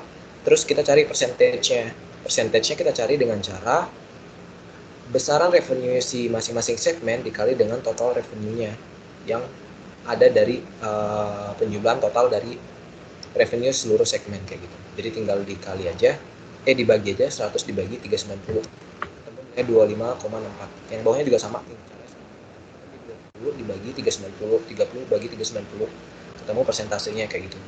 Nah yang di atas yang nilainya 10% lebih, 10% pas atau lebih kayak gitu, itu berarti dia harus di report secara terpisah, atau keterangannya nanti kalian tulis saja di sini yes yes yes kayak gitu. Di sini kan yang di bawah nih no, ini no berarti ini di bawah no, berarti sisanya yes kan. Oke. Itu baru yang test of revenue-nya, berarti yang memenuhi itu cuma merah, ungu, putih, dan coklat kayak gitu. Udah sekarang 10% test of PL, ini profit or loss. Ini pertama kalian list dulu ya, aja yang ada di sini kayak gitu. Nah ini agak beda sedikit. Kalau tadi untuk mencari percentage-nya kan kita pakai total revenue kan, tapi kalau di dalam profit or loss itu nggak pakai nilai total profit atau loss-nya itu berapa, tapi kita harus bandingin dulu masing-masing profit atau loss-nya itu berapa sih besarnya. Nah di sini maksudnya itu adalah nilai yang positif, penjumlahan dari yang positifnya aja kayak gitu. Nih gue tandai ya. Nah nilai yang positifnya aja tuh dia totalnya berapa sih yang positifnya aja, itu dijumlahin kayak gitu dari ke-8 segmen ini. Itu nilainya totalnya ada 70. Terus yang negatif di 8 segmen ini apa aja kayak gitu kan. Di sini ada hitam coklat, hitam coklat itu 15 berarti, dan ini ada minus 3 juga, biru berarti 18 kan, sisanya masih positif. Itu berarti lossnya dari ke-8 segmen ini adalah minus 18.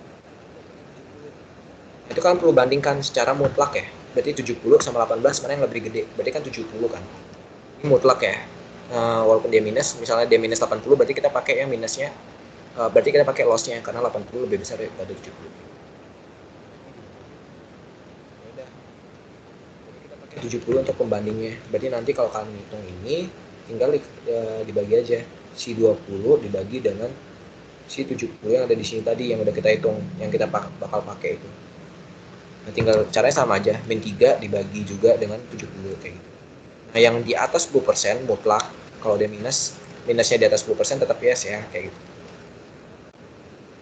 Di sini yang di atas 10% itu cuma merah, kuning, ungu, putih, dan coklat kayak gitu. Terus gimana caranya simpel, cuma agak panjang aja kayak gitu. Terus yang nomor 3, 10% test of segmen aset, ini juga sama, list dulu, terus tulis besaran masing-masing segmen tuh asetnya berapa. Nih sesuai yang ada di bawah sini ya, tinggal di list aja, dimasukin ke dalam situ. Ya udah dimasukin aja, terus percentage-nya kita cari dari mana, ini lebih simpel lagi dibandingkan dengan PL. Karena juga pakai nilai total aset dari seluruh segmen gitu. Terus ya udah tinggal dicari persentasenya kayak gitu. Di atas 10% berarti yes, di bawah berarti no kayak gitu. Berarti di sini the yes-nya cuma 4 ya kayak gitu. 1 2 3 4 kayak gitu. Nah, lalu di soal nomor 4 dia nanya kan which of the operating segment above are reportable segment based on 10% test kayak gitu. Jadi mana yang bisa di report sebagai segmen terpisah. Terus ya udah, berarti kita perlu rangkum ulang mana aja yang yes dari ketiga jenis tes ini kayak gitu. Yang yes di sini kan merah udah yes, berarti udah pasti iya. Jadi walaupun di sini dia no, tetap merah itu bakal di reportable secara terpisah. Kalau di sini no, berarti kita cek dulu. Oh, di sini kuningnya yes, ternyata yes tetap bisa. Kuning tetap bisa. Di report secara terpisah kayak gitu. Harus di report secara terpisah. Ini ketiganya yes kayak gitu, berarti udah langsung di report secara terpisah. Terus yang hitam ternyata di sini no, hitam di sini no juga. Di sini juga kesimpulannya, according to the result of the three tests, merah, kuning, ungu, putih, and coklat should be report separately kayak gitu. Jadi kesimpulannya sesimpel itu kayak gitu. Terus 5, kalau ke nomor 5 ini basic minta kita untuk ngelakuin tes lagi, yaitu 75% revenue test. Nah, 75% revenue test itu sebenarnya lebih ke memperhitungkan apakah list segmen yang di sini tuh sudah memenuhi minimal 75% untuk memisahkan report dari segmen operasinya mereka kayak gitu. Jadi tujuannya kayak gitu. Jadi kita tinggal cek aja dari penjualan yang ini dari eksternal ya singkat gue ya. Nah iya dari yang eksternal itu di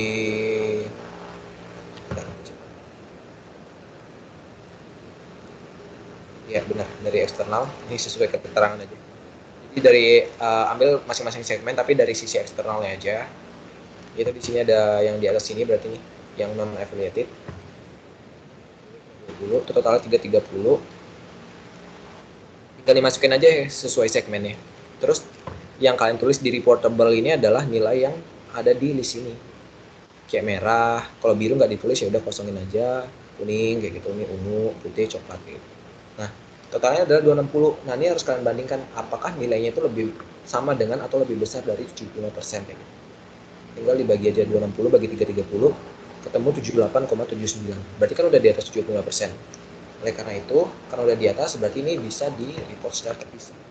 Sebenarnya nomor 6 mintanya itu kayak penjelasan dari seluruh keseluruhan itu gimana. Jadi kesimpulannya adalah according to the result of the 10% yang 3 di atas dan juga 75% tes tadi, merah, kuning, ungu, putih, dan coklat should be report separately kayak gitu. Terus tapi kalau untuk biru, hijau, dan hitam should be compiled and report as other segment kayak gitu. Jadi misalnya kalau di sini ternyata dari hitung 10 tes misalnya, 10% tes sudah dihitung, ternyata yang di list itu masih kurang dari 75%. Nah itu kalian bebas masukin yang mana aja.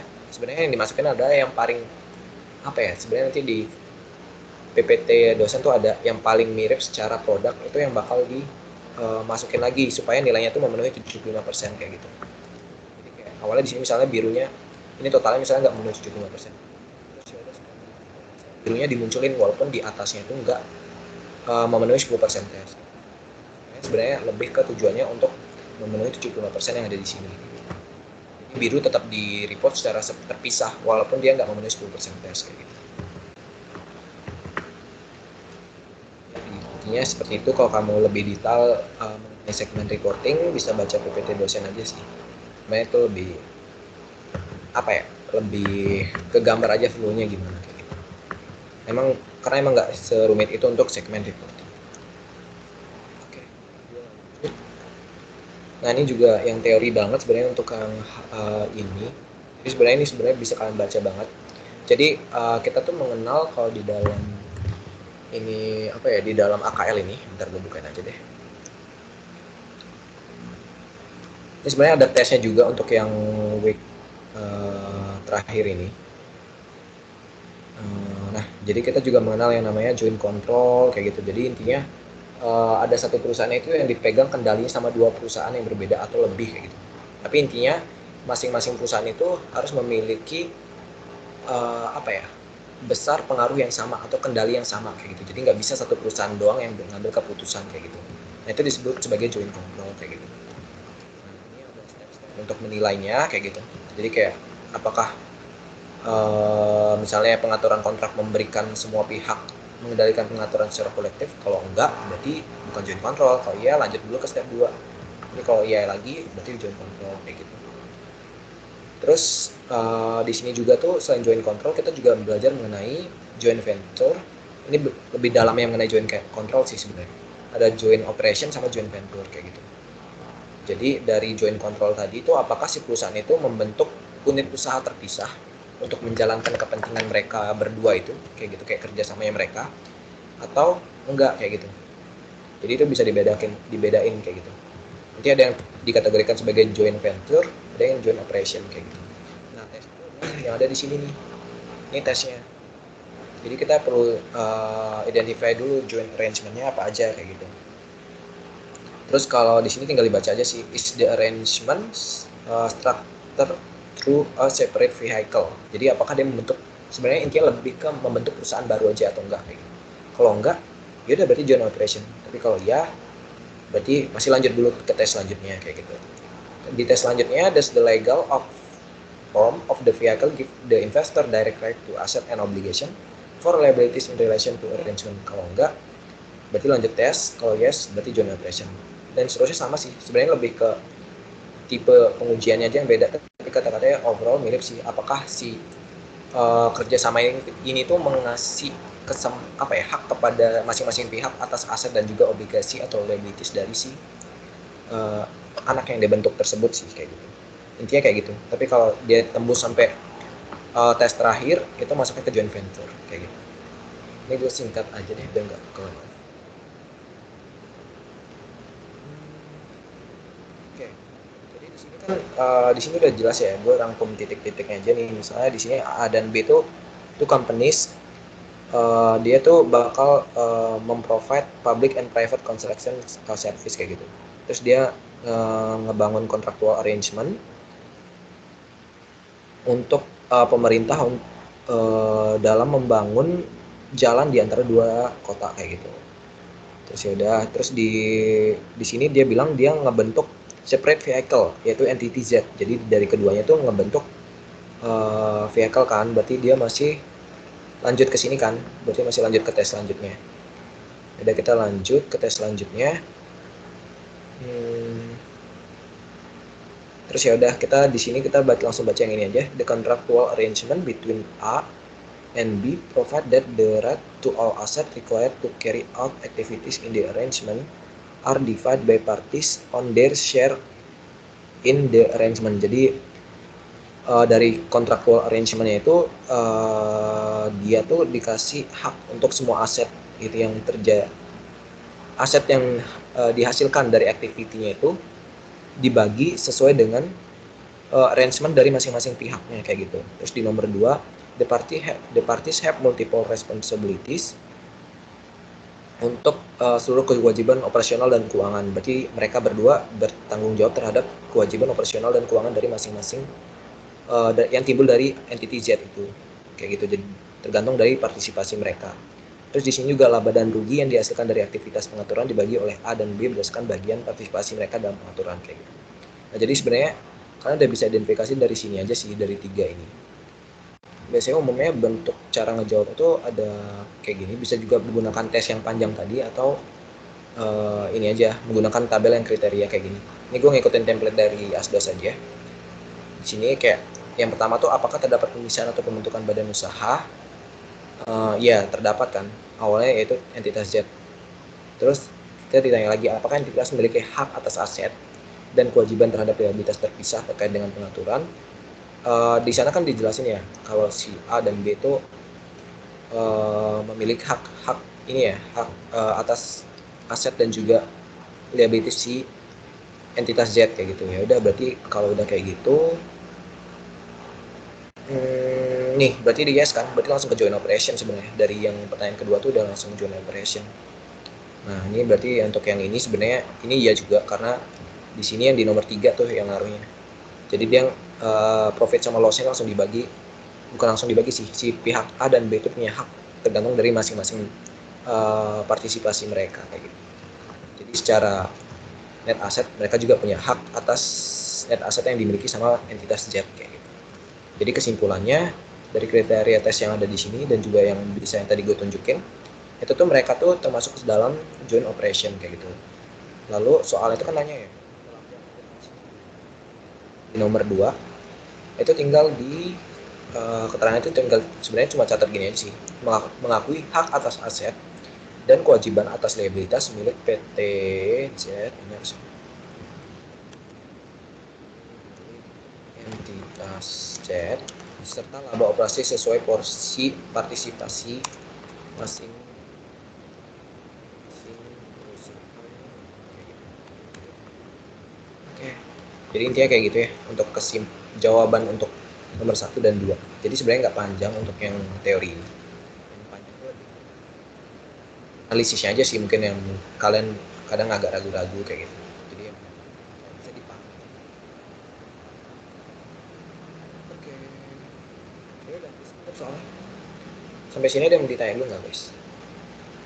Sambil nanti gue.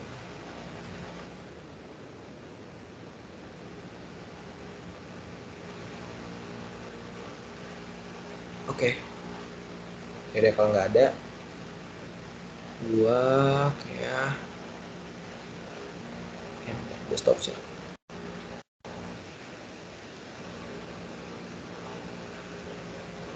Oke.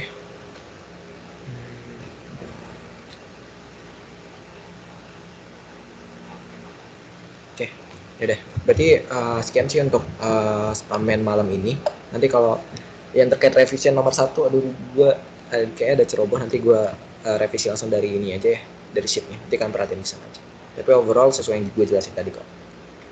Thank you guys untuk malam ini. Bye. Oke, thank you, Vi. Yoi.